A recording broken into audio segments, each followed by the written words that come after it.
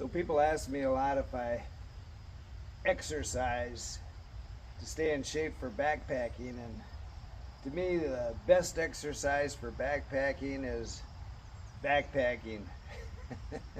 You know you're going to work all the muscles you're going to need if you're carrying a pack and hiking, and try and switch it up and do some climbing, all kinds of weather conditions.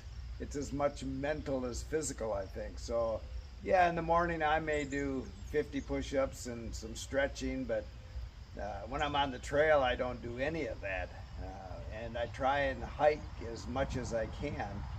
But this I do whenever I'm not hiking, and it's really not an exercise, but all my friends that are my age are getting shorter, so if this is good for backpacking, maybe I think it's good for the back.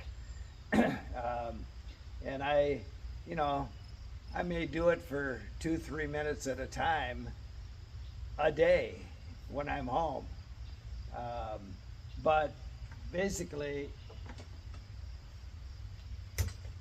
this is not as much for the back as it is for my hair. So at 75, the body goes through this process where your hair stops coming out of the top of your head and it starts coming out your ears and your nose. So by hanging upside down like this, I'm just trying to train my hair to keep coming out the top of my head. And so you can twist, hey,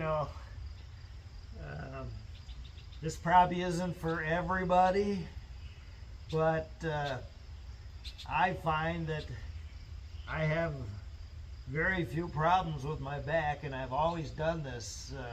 Before I had this inversion table, I had just a pair of boots with hooks on it, so I could, when we were traveling, I could hang a bar from a tree, flip up, put those hooks on it, and hang upside down. But this table is so much easier, when you want to come down, you just grab the back of this, and it just makes it so much simpler. But I can't carry this monster in the mothership, so I only do this when I'm home.